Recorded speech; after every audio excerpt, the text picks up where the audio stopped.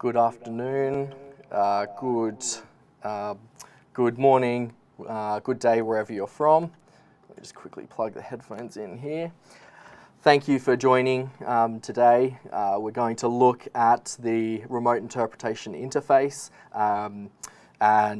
Before we begin, I want to say thank you again for everyone who joined last time. The reception was amazing. The thank you messages and all the shout outs were just great. Thank you so much. We did not expect a response like that, so really appreciated. So let's begin, I suppose. And where should we begin? But a recap on last time. So who are we? We are Congress Rental Australia. We have offices in Australia, Singapore, New Zealand and Indonesia. So we support the Asia Pacific region.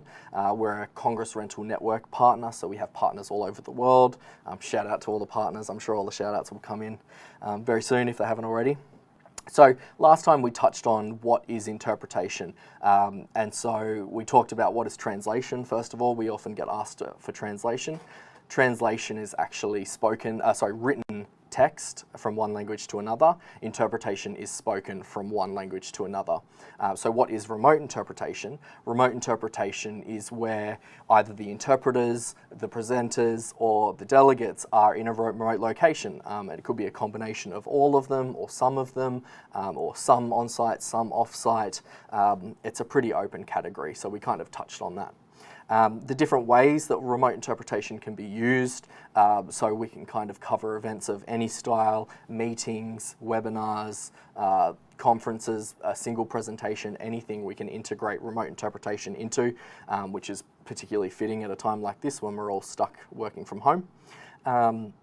We talked about how remote interpretation can reach a wider audience. So of course you can open up your event to not just be in one language. You can open it up to an international audience or multilingual audience. So by integrating interpretation into your event, you can invite anyone from anywhere in the world to participate and listen in their own language. How our platform integrates with you. We explained we can integrate with any platform that's out there, whether it's a video conferencing platform, a live streaming platform, or even an on-site event. And of course we had a lot of questions, some of which we didn't have time to get through, and we have most certainly addressed them in this presentation, but I'm sure there's going to be plenty more questions.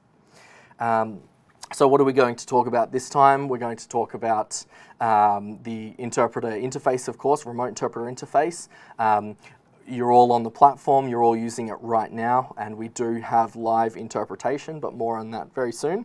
We're going to talk about the specs and the details of the platform. We're going to talk about the interpreter requirements. Again, we had a lot of questions about this, but hopefully everything's answered today, and then there'll be more questions.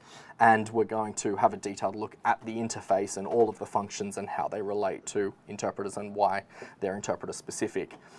Before we dive into the main topic, I want to let everyone know that we will be looking at the more specs of the platforms. We're going to talk about recordings, internet reliability, integration with other platforms again, security, and a couple of case studies. Just to let you know, these are all topics that were asked in questions last time. So don't worry, we will be addressing them, but for now, we're going to jump straight into the main topic. So as I mentioned, we do have live interpreters, and thank you so much to the Macquarie University language class. Especially we have Angel and Alina who are in our office remote interpreting now in a booth. So they are interpreting English into Mandarin. They are language students, so please be very kind to them. They are donating their time. We are very grateful for taking time out of their day to do this. We really appreciate it. So you can switch languages throughout the event. I'm sure most of you have figured out how to do that. But basically, if you look on my slide here, you can see the little interface. You select the language. You can listen to the source, which is the floor. It'll always be the floor or the source. You can flick over to the Mandarin, in which case you'll be listening to Mandarin interpretation or Mandarin on the floor if someone speaks Mandarin. It won't be happening today. It's all in English today. And then, of course, if you listen on the English channel, you'll be listening to English, whether it's English on the floor or English interpretation. We did send out a special presenter token to our Managing Director, Jeremy. So I can see he's raised his hand. So I think while everyone's flicking through the channels and listening to the Mandarin interpretation, Jeremy and I will have a quick little chat just to give you some time to flick between the floor and the Mandarin. So Jeremy, are you there? Yeah, I am. Hi, Jeremy. Thank you for joining today. So we had a question last week. Someone asked 4G, is it enough for the streaming? So the answer to that is it depends, like many questions. And what I suggest is that we think about it in two ways. One is you have the audience or participant position, whereby 4G is completely okay if you want to stream to the audience. But what we would never do is we'd never put the audience, use 4G for the main source video or any of the speaker presentations. We wouldn't suggest that. We use it as backup, but we would never use it for the main solution. We always use a wired solution for that. Okay. So would it ever be acceptable to use 4G for a live event? I wouldn't be. Okay. Perfect. Cool. Thank you very much, Jeremy. Appreciate your time. We'll kindly kick you off and continue with the presentation. So hopefully that gave everyone a chance to flick between the live Mandarin interpretation and the conversation on the floor. We got a little surprise in store that we'll announce at the end of this. So let's jump straight in. So what do we require from the interpreters? So we're talking about a remote interpreter working remotely. They could be working remotely from home or remotely at an event. All of this information counts for that. So first of all, we need a wired internet connection. We need 10 megabits down, 4 megabits up, and of course we'll log in and do all the testing for that. But that should be quite easy to achieve. I think that's just above the lowest NBN plan. So hopefully most people have an upgraded NBN plan, so those speeds should be quite easily achievable. You of course need a headset and microphone, so a high quality microphone or a headset. We do have a list that we can recommend. It is a global list that we came together with the CRN, but we can certainly offer some suggestions for some local equipment for you to use. Preferably it could be USB connected, that they're basically plug and play. You plug it into your computer and you select that microphone.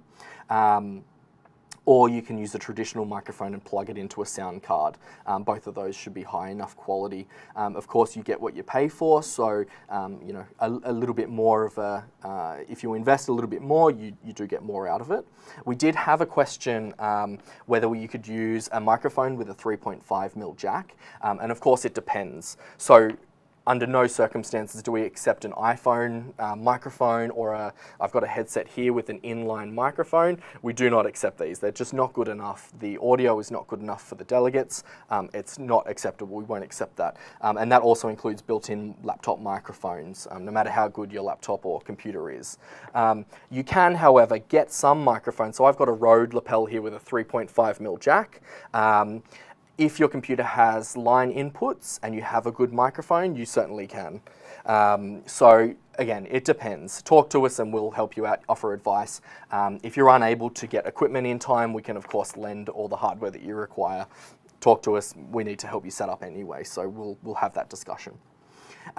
Decent headphones, so of course if you have not high quality headphones, you'll get audio fatigue if you're working a long event, and of course if you have kind of open back headphones, the sound or the floor can spill out and get picked up by the microphone, which then will be picked up by the delegates, so they'll essentially hear two languages at once, which again is not ideal. We'll do testing and we'll make sure that it sounds good before the event.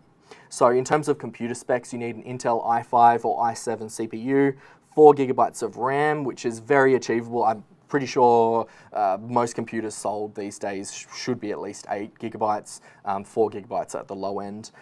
We can use Windows or Mac because of course it's all done through Google Chrome and mains powered. So whether it's a laptop or a desktop computer, we need it to be plugged in the whole time. Let's not rely on batteries because it could die halfway through the event. A quiet environment for the duration event for obvious reasons. If for any reason the interpreter can't guarantee that the environment will be quiet throughout, so you might have you might be on a flight path, or you might have a noisy dog or kids at home, perhaps you can come work in one of our offices, go work in an office somewhere else, or a library if you can find a private room. Try and find somewhere else to work. You'll need Chrome and TeamViewer, but of course we would help you out with all of that. What we don't want, Wi-Fi. We never accept a Wi-Fi internet connection. It's just not reliable. There's too much interference, and there can be audio delay issues when you run over Wi-Fi, so always a wired connection. And once again, we can help you with that. Basically, we just need to plug a Cat5 cable from your computer into a router, and if you need any hardware, we can help you with that. No Bluetooth microphones or headsets because there's obviously interference, a risk of interference, but also there's added delay when you use Bluetooth. So no Bluetooth headphones or microphones wired all the way. Background applications, so we don't want Skype open in the background where someone can take over your microphone or start a call. We don't want any torrents or YouTube hogging up your internet bandwidth. So yeah, we'll obviously check all that as we'll come to. Unreliable internet. So we had a lot of questions about this. How do you ensure no internet downtime? Well, the answer to that is you just can't. It's one of the risks of doing this. And the event organisers need to weigh up the cost versus the risk. Even with on-site event, there are still risks, but you know, the cost of having a remote interpreter, obviously there's a saving, no travel, no freight of hardware or less freight of hardware. So it's up to the event organizer to weigh up the risk of, you know, the internet going down. Do they have a reliable connection? Can we afford to fly the interpreter to the event to eliminate that risk? And as we mentioned earlier, noisy environment, we'll discuss that with the interpreter to make sure that doesn't happen. As a new father, I understand how noisy it can be. Shout out to Kelly and Odette. So before the event, as I mentioned, we get TeamViewer, and so if you don't know what TeamViewer is, it enables someone else to log into your computer and control it, which can be malicious. But what we do, we log on to the interpreter's computer, but we also do it on a phone call, so we talk through everything that we do, we explain every step, so they don't think we're doing anything malicious, just to kind of explain why we're doing everything. So our technicians will change settings such as power, audio, and the internet settings, mainly because you don't want your computer to go to sleep halfway through an event, or you don't want another program to take over control of your microphone or headphones through the event. But as I said, our technicians, we've got a checklist to go through everything, and we explain everything while we're doing it to the interpreter on the phone. We'll also do a speed test. We'll also have the discussion about, is the hardware up to scratch? Does it sound good? Is it a quiet environment, etc. So we do all of this days in advance before the event, but then some stuff can only be done in the hours before an event, so such as closing all the background programs, checking the internet to make sure the bandwidth is there to work. So we do all that just before the event. Just like we do with an on-site event, we ask the interpreters to arrive on-site an hour before. We do the same for this. We get the interpreters ready for the event an hour before. We do all our tests until everyone's happy. So our monitoring tech, so we'll always, like we do with an on-site event, we'll have a technician sitting there monitoring, and they also stay logged into the TeamViewer. They don't touch anything, they don't control it for you, but it's there as a backup. So if you struggle with something or you need help, it enables our tech to quickly log in and, you know, turn on a microphone or help with anything else. So it's just one of the ways we help minimize the risk. All right, so let's have a look at the interpreter interface. It looks quite similar to to the audience interface that you're looking at now, but there's a few specific functions only available to the interpreters. So kind of like everyone did today, the interpreters receive a link and a token. The token will be specific to the interpreter. So when they use that token, they will receive a pop-up asking them what language to speak onto. So they'll choose the incoming language, as you can see on my slides, which is the floor typically. And then if it's a one-way event, so say the event is held in one language and there's some listeners in another language, that's one-way interpretation. They only choose one outgoing language. If it's a two-way dialogue in multiple languages, they'll select the second language as well, which allows them to select between multiple outgoing languages. All right, so this is what the panel looks like for the interpreters, if you can see on my slides. It's very similar to the audience interface, but like I said, there's a few added functions, and we're going to go through all of those functions now. So we're going to focus on the top panel. It's quite hard to see, and down the bottom of my slide, I've kind of zoomed in and added some notes. So starting from the left, you can change the language of the platform. You can go full screen, so that basically makes the window go full screen, minimize distractions. It might be a little bit easier to work for the interpreter. A network test, so that's kind of like a speed test. There's no need for the interpreter to do this throughout the event. We'll do all the checking beforehand, but it's there for our benefit before the event. Restart all lines. So even with a wired connection, as we said, there can be issues. So again, we're looking at the risk versus the price. So if there's any hiccups, we can restart the lines. Restarting the lines takes about 2 seconds. So the interpreter's only down for a short amount of time, and that time hopefully the booth partner can take over. The event timer, if you logged on to the event before the start of the event, you would have seen a countdown, so it's not a timer of how long they've been working, but it's actually a timer to count down to the start of the event. So that's basically just to help them out, to let them know when they need to be ready to work. The name, of course, is the interpreter's name, and the logout button, of course, logs them out. Hopefully you don't have to touch that throughout the event. So here's a deep look at some of these settings. Again, you don't need to, also the interpreter doesn't need to look at any of these settings, but just to show you what they look like. So top left is a speed test. It lets you know if your bandwidth is high enough for the event. Bottom left is what it looks like when it restarts the line.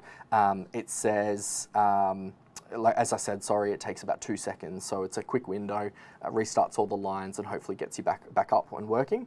And then on the right is the settings. As I keep mentioning, our technician will look after all of the settings, get you configured, so you don't need to touch that. Or I keep saying you, we do have a lot of interpreters on, I mean the interpreters. So, incoming and outgoing channels. Again, I've highlighted this section in red that we're going to be looking at. It's very much like a physical interpreter console that you would use inside a booth. So on the left, you can see the incoming languages. Most of the time, the interpreter will be listening to the source. And for those of you that missed last week, the source is the floor audio. So that could include the presenter, the video playing audio, multiple presenters if it's a panel discussion, conference microphones, all the floor audio. We call that the source or the floor. So the interpreter will listen to that and then interpret into a second language. And so that's the outgoing section on the right. And so most of the time, the interpreter will be outgoing into one of two languages. They'll be listening in one language and outgoing in a second language. So say, for example, like we are now, I'm speaking in English on the floor. The interpreters are outgoing in Mandarin. If all of a sudden we have a speaker on the floor that starts speaking Mandarin, the interpreters then flick over, they click the English button, and they'll be outgoing to English. And then you, as the audience, will have already selected whether you're listening in English or Mandarin. And of course, if someone's speaking English on the floor, you hear the floor. If someone is speaking Mandarin on the floor, you hear the English interpretation, and vice versa for Mandarin. On the right there, I'll zoom in here, we've got some images here. So these are the buttons, just like the physical button on an interpreter console. This is your microphone button. So black with the cross out, that means your microphone is not on, you are not live, no one can hear you. As soon as you click that button, it turns red, and you do get an audio meter that you can see it in real time. When you're loud, it goes louder. When you're quiet, it's quiet. And then there's a cough button to the right. So if you want to temporarily mute, you press and hold that button, you can cough, and then people won't hear it. So everyone's looking at video now on the platform. It's pretty much the same thing for the interpreters. So as I discussed last week, for most events we will have a video feed of the event of the presenter, and there'll be a separate feed for the slides like we're doing today. And so the interpreter has the ability to pick which one they want in as a larger image, or they can just have all of them tiled. So if you look at that area there, there's a few special settings there. They can turn the video on and off. Say for example, they think they might be having bandwidth issues. They can they can turn off the video, which may help get better audio. They can even reduce the quality of the video from HD to SD, high definition to standard definition. They can change the video feed by clicking the buttons, and that'll flick through the video feeds, of course. And then, as you can see right now, down the bottom is a smaller image of each video feed that the interpreter can click. And when they click one, it goes big. There's also a full screen button off to the right, and this is what the full screen interface looks like. You can do it on your if you're watching this on a computer now, you can actually go to the full screen interface, but you won't have the extra functionality. So this is the full screen interface. Again, it minimizes distractions, so it takes up the whole real estate of your screen, so you can see the presentation as large as you can, or the event video feed as large as you can. And the slider in the middle, you can slide it to make one video larger than the other. So the interpreter has full control over which video feed they want to look at, and switch between the two easily. When you're in this full screen mode, you can see down the bottom left, they can change the incoming audio channel. By the way, there are sliders next to each one, so the incoming slider obviously changes how loud it's coming into them, and then the outgoing, they can switch the outgoing language, and then the slider changes the outgoing level. So if they're getting feedback that it's too loud, they can turn it up or down. And then of course they can turn their microphone on or off. They can ask for help with that mail function. We'll get to that in a second. They can restart the lines, and then they can get out of full screen mode. So there's a handover feature here, which is very important for interpreters. Typically, you'll have 2 or 3 interpreters working inside a booth, and communication on when one interpreter finishes working, because interpreters usually work in, say, 15-minute shifts. Communication for the handover is crucial. And how do you manage that when all the interpreters are in totally separate locations working from home? So we have this handover function. Now, the first thing to note is handover never actually turns off anyone's microphone. It doesn't turn on anyone's microphone. It's just more of a communication tool to just to kind of flag someone or prompt the other interpreter of when they're going to do the handover. So the interface looks like this. Basically, you can set the handover to start immediately or set a time. For example, you might say, I want a handover in 5 minutes. That screen pops up, you can change the timing. You send that handover, and so your booth partner receives an alert saying, your partner has requested a handover now or in 5 minutes. Are you ready to hand over then? You say yes. The person receives a tick or a cross to say no, they're not ready. And then when it's time for the handover, they receive the pop-up down the bottom saying, handover now, please mute your microphone, the next interpreter is ready to go. As I mentioned, it'll never actually mute either interpreter's microphone or turn on another interpreter's microphone, so no one's going to get caught off guard. It's more as a prompt. So event chat. Again, you're all looking at the event chat now. I can see questions coming in. Event chat is really important. It allows the delegates, it allows the presenters, and allows the interpreters to have a way to communicate to each other. But again, it's important that booth partners communicate. And so there's a specific booth chat. If you see on my slides there, the top right, that's Mandarin chat between the interpreters in the Mandarin channel. So they can type messages that only they can see. So for example, they might say, okay, I want to work in 10 minutes, or we have a 5-minute break, I'll see you back at this time, for example. Communication between interpreters is crucial. We had a question last week whether not just interpreters of the same language, but all interpreters can have a group chat. It's not actually built in here, but we would suggest going onto an external platform. So maybe start up a WhatsApp group chat or an iMessage group chat with all interpreters, and then maybe that's a way that all interpreters can communicate with each other and give each other feedback, or for any reason that interpreters might need to chat to each other. There is also a special technician chat. So if the interpreter needs some help on this slide, they click the mail icon, the same icon that was on the full screen one. So when they click that, comes up with a new chat, and that goes specifically to the moderator or our technician, and so they can type their help, or I'm having issues with this, or I can't see this, and so the technician or the moderator receives a red pop-up that looks like that on the screen there, and so they can quickly see that, they see who writes to them, and then they can either log into their computer or chat to them and help them. And the same happens the other way. If the technician needs to talk to the interpreter, they can do it through this functionality. So they just log into the chat function, click on the interpreter, and send them a message. The interpreter receives a red notification like this, and they open up the message, and it opens up a new technician chat. So that is the interface. We kind of looked at all the functions there. I think we're going to have a look at some questions now. I can see some stuff going on. There's lots going on. All right, so let's have a look at the questions. When maximizing the screen in order, and hi camera there, I'm looking at the questions here. When maximizing the screen in order to be able to read the small script on the slides, I cannot switch between the source and Mandarin anymore. Where is the selection button? When maximizing the screen in order to be able to read the small script on the slide. Okay, so I think what's happening is you are zooming in on the Chrome screen, and it's not actually zooming in onto that function.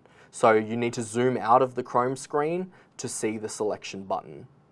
I hope that answered it. I can see the guys typing in the background. Hopefully they can provide more information. How can I get rid of the event chat? That's nice and easy. There should be an X for you. So click the X and it should close it to get rid of that. So can two interpreters be working at the same time? No, only one interpreter can be working or outgoing on one language at a time. Otherwise, you'll have two interpreters talking at once, and it could get a little bit messy. I guess that's where the handover functionality comes in. If you agree to a handover time, either with the handover button or with chat, you can agree, okay, let's hand over in 5 minutes, so you only have one interpreter working at any one time.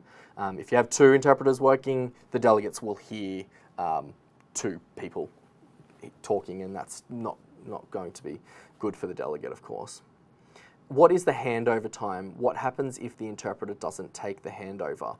Okay, so as I mentioned, you can set the handover time. I'll go back to my slide that showed the selectable. So if you're looking at my slides now, the top left picture shows you can change that time.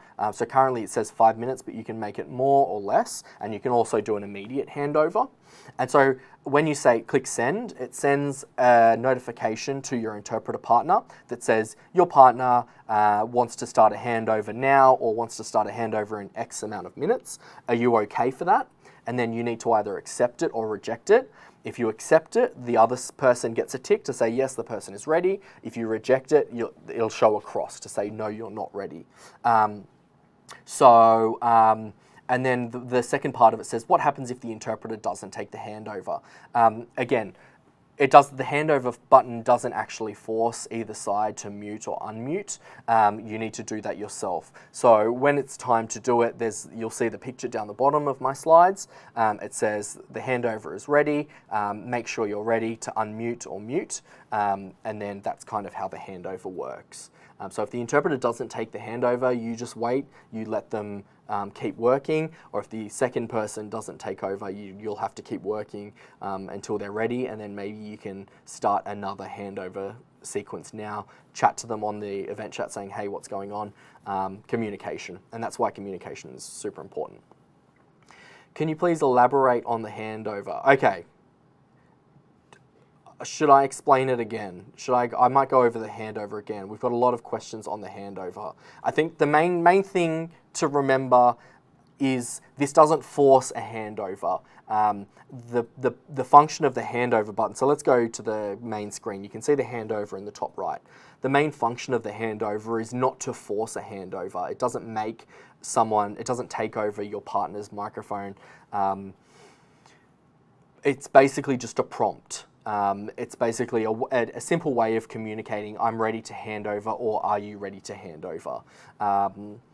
Yeah, it's hopefully that kind of explains it a bit better.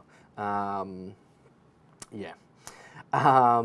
Can you do the handover also by typing text, not time? Can you? Absolutely. Like I said, the handover button is just a prompt. It doesn't do the handover for you. It doesn't force you to do it. It's just a way of indicating a time that you're ready, and for both parties to kind of acknowledge that they're ready. Yes, you can just use the event chat. If you just want to type in the event chat, I want to do it in 5 minutes, or even, okay, I'm ready now. Let me know when you're ready. We'll do handover. That's how you would do it. So you can absolutely do it in the chat. The handover function is not forced. You're not forced to use the handover function. It doesn't do the handover. It's just a prompt. It's there to help. There to help coordinate the handover.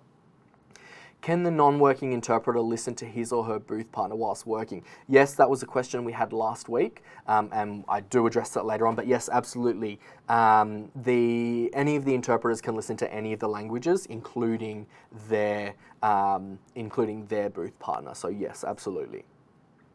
How about relay, as I may have missed it, logged in a few minutes late? Okay, so how relay works, let me go back to what it looks like from the incoming. So if you can see on my slides, the incoming to the left, we can see the incoming says source and English. So let's go back to the example we did last week. We have French and English, and we also have Spanish and English. So that means we have French, Spanish, and English speakers on the floor. When a Spanish person starts speaking on the floor, the French and English interpreters don't understand Spanish. So what they need to do is flick over to the English incoming language, then they'll be listening to the Spanish to English interpretation, and they'll be listening, and then they will interpret from the English interpretation into the French interpretation. So then everyone on the floor, the Spanish listeners listen to the floor because that's already in Spanish. The English listeners listen to the English interpretation from the Spanish to English, and then the French listeners listen to the Spanish to English to French interpretation. So yes, relays absolutely covered.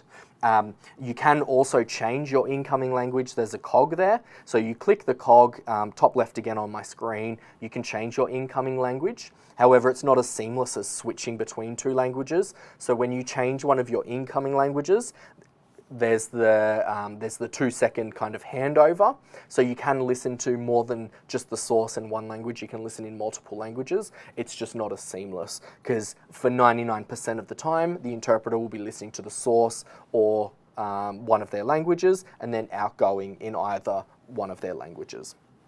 Hopefully that answered your question. What do you mean cannot have two interpreters at one time? If the session has simultaneous interpretation for 3 languages, are you able to do it? Yes, so when we said 2 interpreters at one time, I'm referring to one language. So we can't have 3 Mandarin interpreters all interpreting from Mandarin to English at the same time, because then you'd be listening to 3 people interpret and it would just be a lot of people in your ears, or the delegate, it would be a lot of people in your ears. We can do as many languages as you need. We can do over 100 languages, so we can support as many languages as the event requires. I'm talking about interpreters per language channel.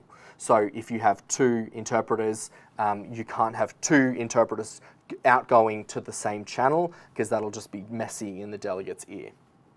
Hopefully that explained it. Write in chat if that did not explain it. But yes, we can do simultaneous interpretation for up to 100 languages.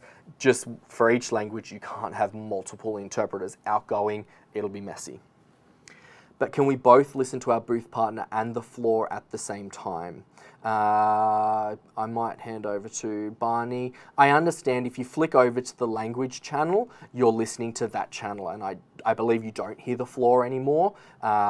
It's not like the floor keeps running under the language channel. So if you decide to flick over to listen to a language channel, you will be listening to that pure channel. Think of it as having a receiver on site. If you flick through the channels of the receiver, you're listening to the pure language feed. So if you go on site and then you flick over to the French channel, you don't hear the floor and French, you only hear French. That's if French is not spoken on the floor, I should add. So if you choose to listen in a different language, you are only listening in that language.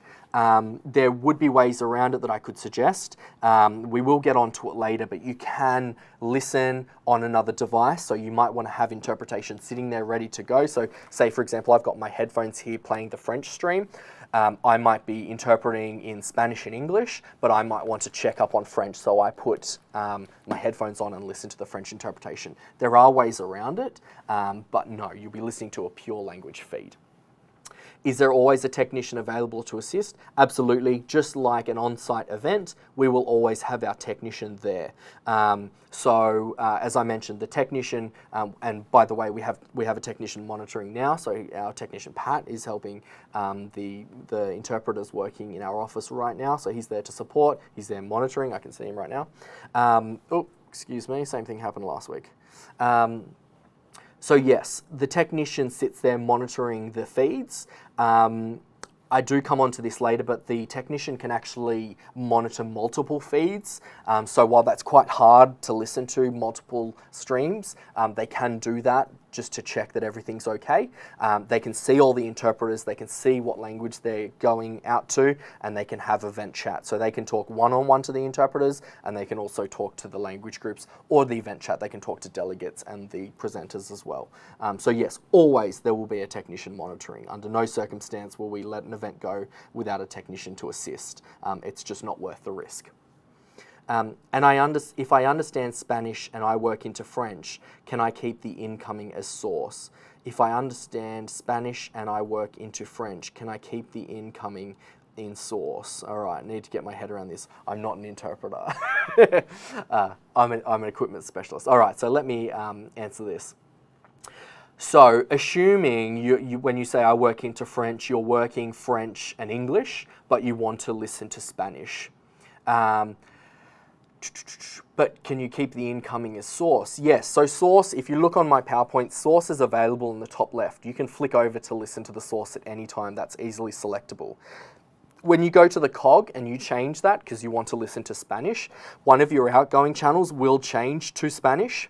And like I said, when you change your language on the cog, there's about the 2-second switchover, so it's not ideal, but it's a very rare circumstance.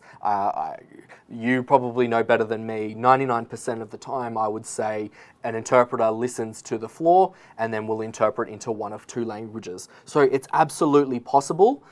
It's just not ideal. So if we can avoid it, we can avoid it. But if that's what you want to do, we can accommodate it. All right, so I need to emphasize again that you can listen to your booth partner. So like I said, you click the cog, you select the language incoming. So let's say we're English to Mandarin and we want to listen to our partner who is interpreting in Mandarin. I go to the cog, I select Mandarin, I then hear my booth partner interpreting. So yes, you can listen to your booth partner working. If the system is running on the interpreter's system, it will be distracting as we probably need to open different files from time to time. Is it better to run the system on another computer? To that, I would say if you have 2 computers, that would be excellent. If you need to flick through to other files and other systems, ideally, yes, you would have 2 computers. You can certainly flick through different applications, but then of course if you need to cough or you need to turn off your microphone or change your outgoing, you do have to flick back to Chrome in order to do that. Again, once you've had a little bit of practice with this, I think once you've done an event with this and you know the layout, you know the buttons, just like an interpreter console, when there's a new interpreter who doesn't know, say for example our Bosch interpreter console, there's a bit of nervousness, there's a bit of hesitation going into the booth. We explain all the functions, we monitor, so we help them out just to make sure that the outgoing language is correct. But I think once you're on the platform, you understand the layout, you just Alt-Tab, which basically quickly flicks through programs. You can Alt-Tab quickly to Chrome, change your settings, change your outgoing, mute your mic, whatever you need to do. You can certainly do it on one laptop quite efficiently. I think for the majority of interpreters, they do it on one laptop without issue. So last question, it leads into the next section. I might go back to my Q&A slide just so we're ready to move straight on to the next section. If the system is running on the interpreters, oh sorry, we've already done this. We've already done this question. All right, cool. So we're going to move on. Sorry. So now we're going to address a lot of the questions and topics that we were kind of we brushed upon last week, but then people had some quite deep questions. So hopefully we've got everything covered here. And then of course, if anything's missing, please send through those questions. There will be time at the end, and if we run out of time, we'll make some more time. So from last week, so the delay time per trip is approximately 300 milliseconds. Now remember, that's per trip, so you have the floor running to the interpreter, so that's 300 milliseconds, and then you have the interpreter working back to the delegate, so that's another 300 milliseconds. But also remember, the interpreting processing time is greater than 300 milliseconds anyway. Perhaps some interpreters on the chat can let us know the processing time of a really good interpreter. That would be quite interesting. I don't know myself. So yeah, that's the delay time to the cloud and then back. So we had a lot of questions about how many languages, how many participants, and how many speakers on the platform. So kind of in terms of maximums, it doesn't matter to us. It doesn't matter what you require for your event. We want you to talk to us and we will find a solution for you. I'll give you a specific example for this. We can support up to 100 interpreters, 100 languages with multiple interpreters and over 3,000 delegates. But if we needed more or we had a larger audience, we can absolutely support more through multiple platforms. So we don't want to be a one-trick pony. It's not all about the platform and getting on the platform. It's about finding a solution as a whole, being an advisor. What do you want to achieve? And then your trusted vendor should come up with a solution for you. They can give you multiple solutions and then weigh up the risks. We all know there's risks, and we're going to talk more about those risks. So multiple languages. As I mentioned, this was a question we had a couple of times last week, and I think we've already addressed it. Can you output in 2 languages and listen to a third? Technically, yes, absolutely you can do that. It's not ideal. Can interpreters listen to their partner? Again, we had that quite a lot last week, and hopefully everyone has it now. Yes, interpreters can listen to their partner. Apparently we had a lot of questions there. Is that right, Mason? We had a lot of questions. Yeah, you can listen to your partner. Yes, you can listen to your partner. All right, we had a few questions about recordings. So one question was, are events recorded by default? No, they're not. The events aren't recorded or stored. It's a manual thing. So yes, we can record events. We can record pure language, so that could be just audio. We can record the audio and the video. We can also record multiple video streams, so each video is in a different language. So say, for example, you might want to distribute the event video, but you know whoever you're distributing it will be in different languages. We can provide a recording for the different videos, but with pure language feeds. So for example, this one is all in English, whether it's floor or interpretation. This one is all in Mandarin, whether it's floor or interpretation. This video has audio in Mandarin. So yes, there's an additional cost to that. Our understanding is interpreters often charge more for a recorded event. Please confirm in the chat, interpreters. But yes, we can record. No, they're not recorded by default. Talk to us. We want to help you out and give you what you need. So we talked about this a little bit, but we had a lot of questions. What if the internet disconnects? NBN is unreliable. What do we do if the internet doesn't work? So hopefully the interpreter partner can take over. Of course, it would be quite rare that there would be an event with just one interpreter. But this is where we talk about risk. This is the risk that the event organizer or whoever's paying for the event has to weigh up. So we have the risk of reliability. Will the internet drop out? Will my interpreters be available to work? Will it be noisy for the interpreters?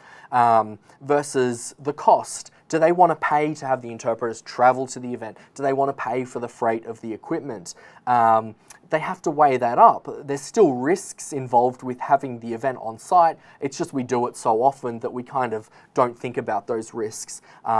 a quick example, as a technician, we plug everything into a wall socket, but you don't just leave it because someone could come along and pull that out. So we put tape over it. And that's a way we minimize risk on site. We don't think about the risks on site, like, you know, whatever could happen to an on-site event, we just assume that it's perfect. But we all know there are risks involved at every stage. So you need to weigh up the risks, or the event organizer or the event planner needs to weigh up the risk of the interpreters working remotely versus the cost of having the interpreters working on site.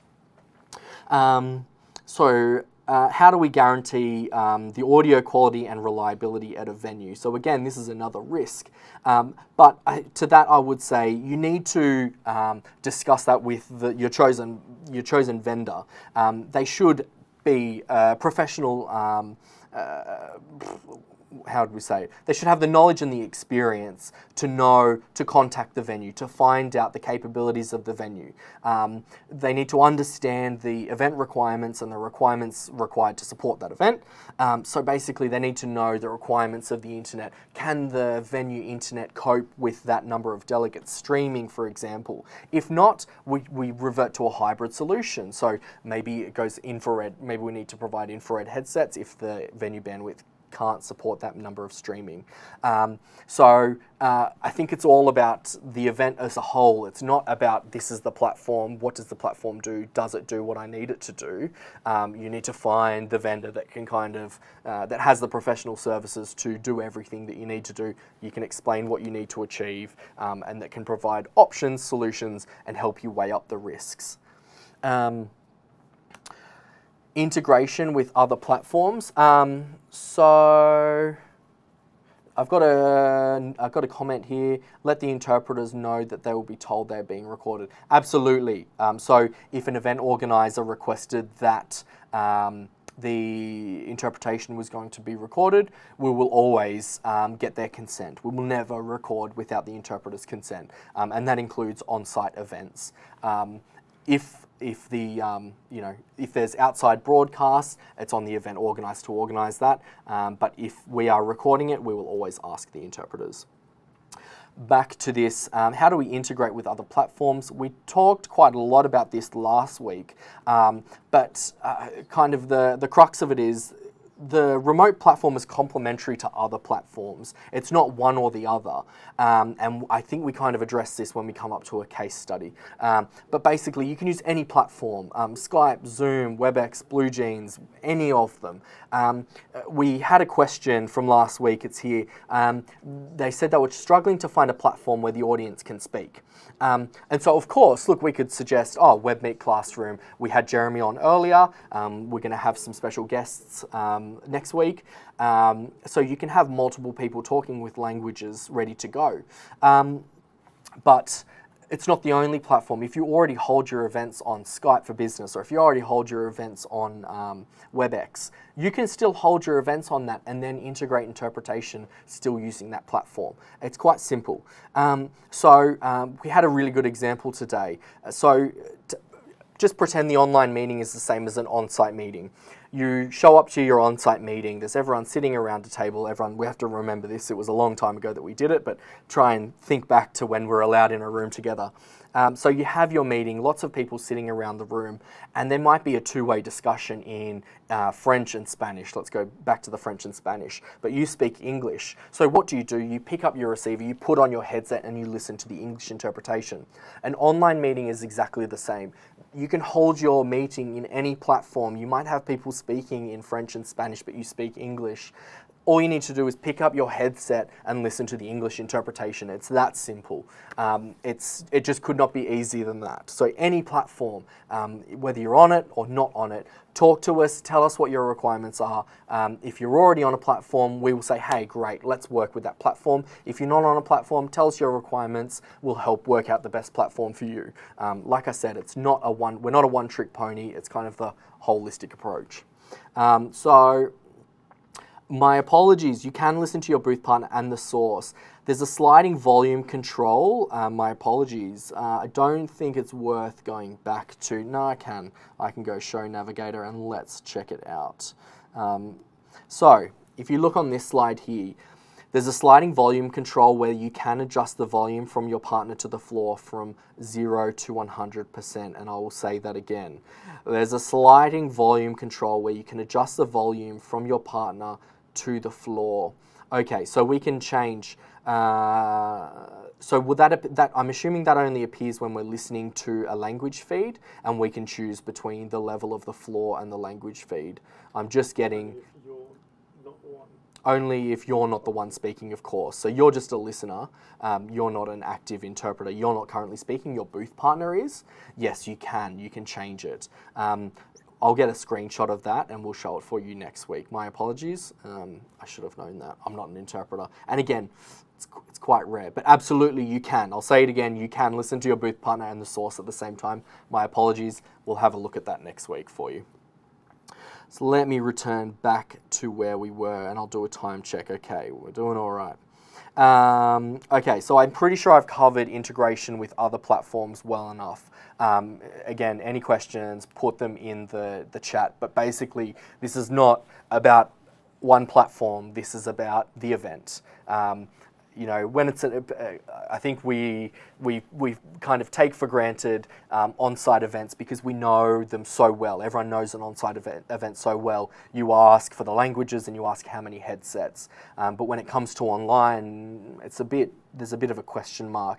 But I think as soon as you do it, away we go, and it's quite simple. Talk to us and we'll help you through it. Security, front end. So there were a lot of questions about security.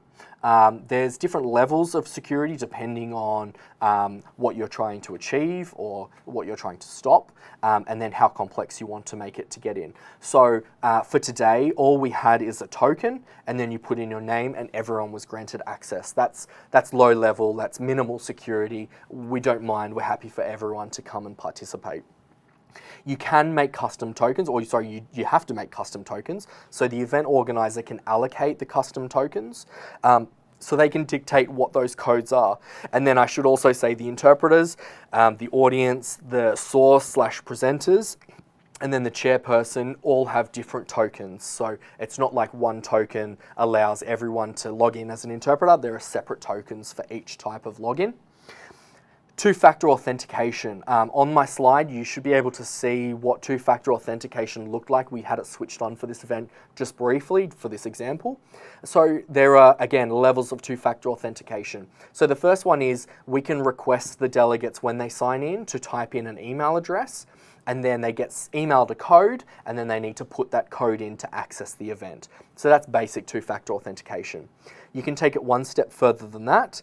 So the event organizer has a list of email addresses that are whitelisted. We can put those email addresses into the system. So then a delegate on that whitelist puts their email address in, they're granted access. If someone who is not on that whitelist tries to put their email address in, they will not be granted access to the meeting.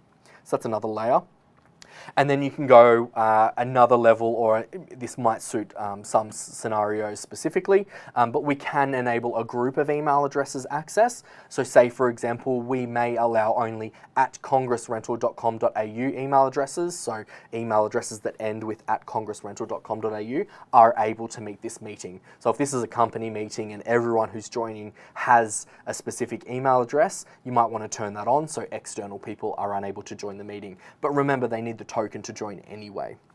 So the chairperson always has control of the meeting, so it's not like people can just join and talk. I know there's been a lot of talk of people joining Zoom meetings and just talking whenever they want, a Zoom bombing I think they call it. You can't do that on here. You need the chairperson to allow, just like we allowed Jeremy. He put his digital hand up and we allowed him to speak. So the chairperson does have a certain level of control. Our technician, as I mentioned earlier, monitors the chat, the audio feeds, and the floor at all times. They can monitor multiple feeds.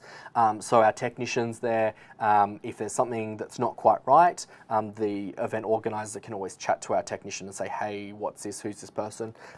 So we can add an additional layer of security there. But of course, the weakest link is usually the people. So like I said, you need a token to get in. So if your people share, or so if the people you invite to the event share that token around, of course, you're going to have people, join your meeting. So just factor in the weakest link is usually the people involved. So back-end security. The only data that gets processed for the remote platform are the audio and video streams, as well as device signaling. So that lets a device know to flick over to this channel, or lets an interpreter know to change channels.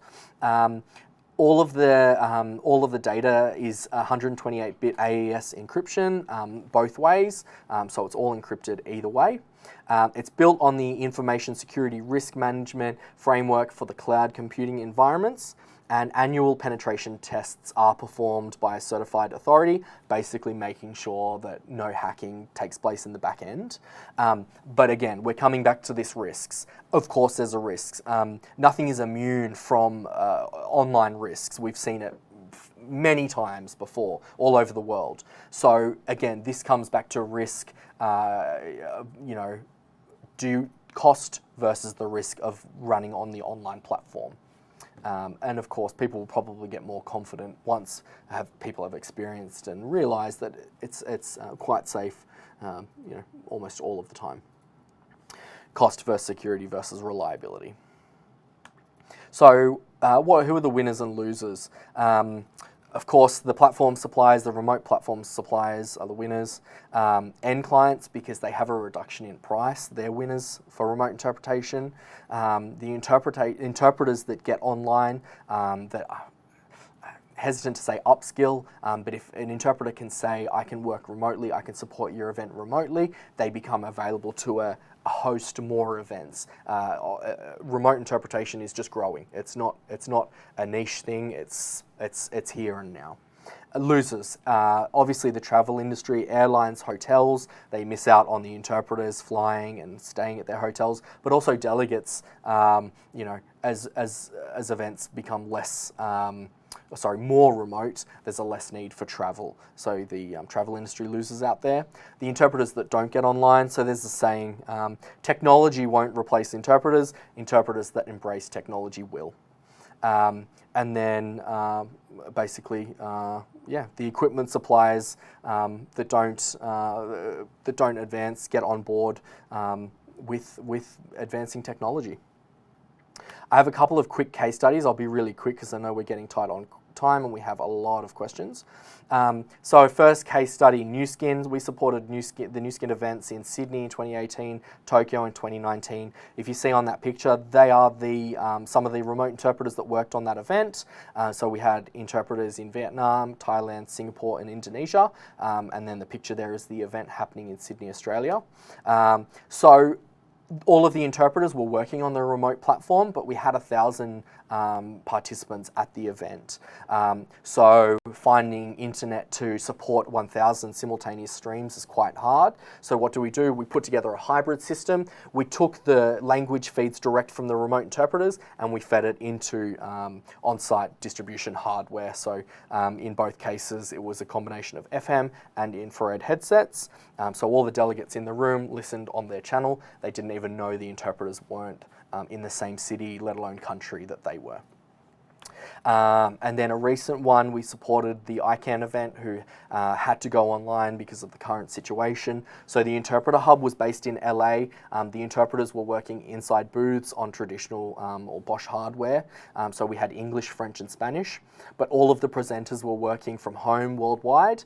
All over the world, people were presenting with PowerPoints and video cameras. So the audience was also online throughout the world. They listened in their chosen language, English, French, Spanish. They participated purely in that language.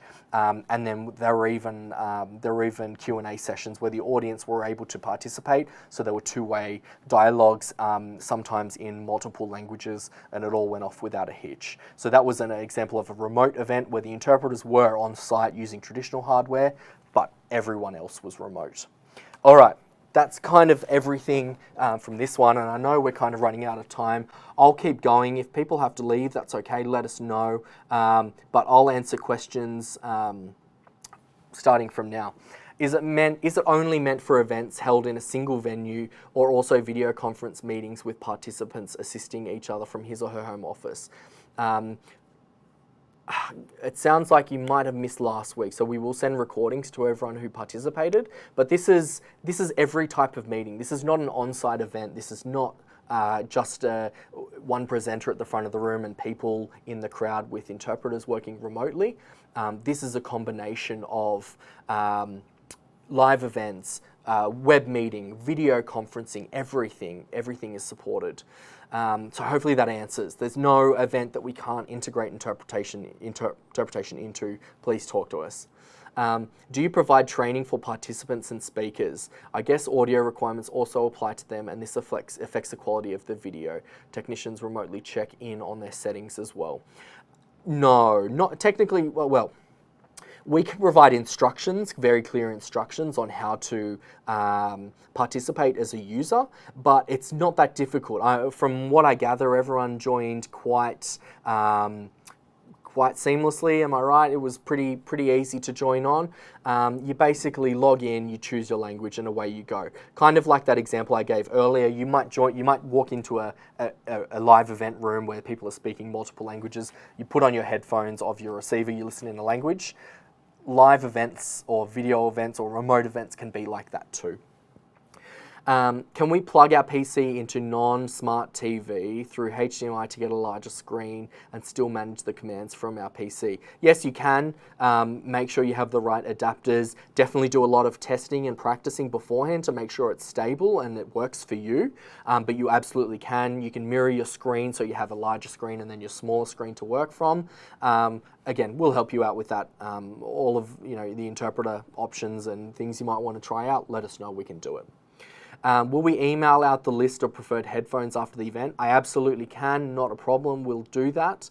But as I mentioned, it is a worldwide list, so I actually found some of the units weren't just readily available locally.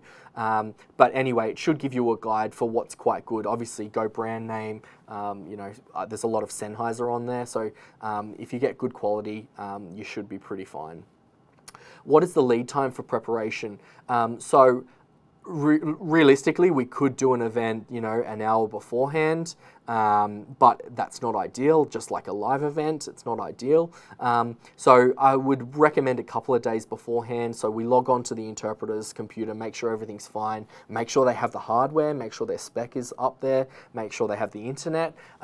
If we give us a couple of days, or if we have a few days before the event, it gives us time to come up with alternative solutions if you need them. Say, for example, we do a test with the interpreter and their internet just isn't up to scratch. We'll say, hey, you need to come work in our office, or you need to go to an office or hire a space with a good internet connection, even go to a hotel and rent out a hotel room, something. I'm not suggesting do that, but the more time we have, the more time we can come up with a good solution that helps the event. And then in terms of getting an online event prepared, again, it depends if we need to integrate with external platforms. There could be some testing. We've worked with most platforms, but if it's a platform we haven't worked with, we'll do a little bit of testing in our warehouse, but we're pretty quick. We can get things happening, within 24 hours quite easily. Can you monitor the number of audience? I'm assuming you're talking about on this platform. Again, remember, I'm not just talking about getting onto our platform or a specific platform. I'm talking about all events. But yes, if you're talking specifically about our platform, yes, we can monitor the number of the audience, absolutely. Speakers sometimes use video with audio during their presentations. Can they do it here? Absolutely. Any scenario, like you would on a live event, you can do it remotely. That includes video. Everything that you would do through a video conference or a live event, you can do with remote interpretation. As I mentioned in my last session, interpreters require a video feed and a presentation feed, and that will include videos. So yeah, absolutely. How often do you use hubs versus interpreters working from home? So it depends on the experience of the interpreters. I kind of touched on it last week. If the interpreters haven't worked remotely before and they're a little bit uncomfortable, we would suggest, hey, how about you come work in our office or work in a shared office somewhere, just until you get comfortable with the platform. And then once you're comfortable with it, I think the interpreters will be like, no, I'm good, I can work from home. So usually after an event or two, the interpreters will get comfortable. But again, sometimes it's just not possible, especially now. We can only, with social distancing, we can only have a certain number of interpreters working. So yeah, it all depends. Yeah, it depends on where the interpreters are. There's a lot of questions regarding pricing and whether we hire interpreters. Quite interesting. We'll have a look at all of those. But I guess that's kind of a bit of a segue into next week, which is the focus on the user experience. And that also features the Congress Rental Network. So we've got a little bit of a surprise. We're going to have some special guests from the Congress Rental Network presenting, and I might add not all of them will be speaking in English. So we're going to have some multilingual presentations, maybe some backwards and forwards, so we can really test out the interpretation. So in terms of pricing, whether we hire interpreters, I guess hiring interpreters not really user experience, but because we're so short on time, I think we'll leave some of these questions for next week. How do we handle hybrid conference in terms of interpretation? How do we handle hybrid conference? So I could probably talk all night about the different configurations of hybrid. So let's say we have a live event, and we have interpreters working remotely. You might say it's hybrid, that we can feed the language feeds back in with traditional hardware. That's hybrid. That's a hybrid of remote interpretation and on-site equipment. You can also say hybrid. The example I gave for ICANN recently, the interpreters were working on traditional hardware inside booths at a hub, and then all of the event took place online on a video conferencing platform. Again, that's hybrid. We feed the interpretation out. The interpreters still see video feeds, they still see content feeds, and then they interpret on a physical console, like most interpreters are used to, and then all of the delegates, all of the presenters were remote, so that's another example of hybrid. You might also have an event where there's a crowd. It could be a small crowd, but you have a load of people. So I think it's quite a good example. Things are getting quite good in Australia, so they're kind of easing on the social restrictions and travel restrictions, but I think international travel restrictions are going to remain in place for quite a while now. So local events might take place. People might want to have or invite people from overseas to view their event or even participate in their event. So again, that's a hybrid solution. We have an on-site event. We can have a group of people in Australia watching a presentation, and then we can stream the event with interpretation to international delegates. We can even loop in some international presenters coming in with interpretation integrated. So could literally talk all night about the myriad of hybrid solutions. Anything that you want to do, talk to us. We will explain how we can do it and even offer, multiple solutions. So talk to us. I think that's all we have time for. We're over an hour now, so I think we're going to leave it here. Thank you again, everyone, for watching all the questions. I can see them coming in crazy. I can see the guys working like crazy. So thank you to Barney, Mason, Pat, and of course Jeremy. And a very, very special thank you to our interpreters in the booth, Angel and Alina. It's just so great. Thank you so much for being here and, spending your time, spending your evening hanging out with us and interpreting. It's really appreciated. Hopefully it demonstrated it nice and everyone was able to log in, check it out. Please keep in touch, send more questions through. I received a lot of questions after last week. Please send them through, get in touch. As I mentioned, we will be holding another session, so feel free to save your questions for next time. There's a load of questions here. Anything we weren't able to get to, we will certainly address next week. But thank you again. Keep safe and look forward to talking to you soon. See you later.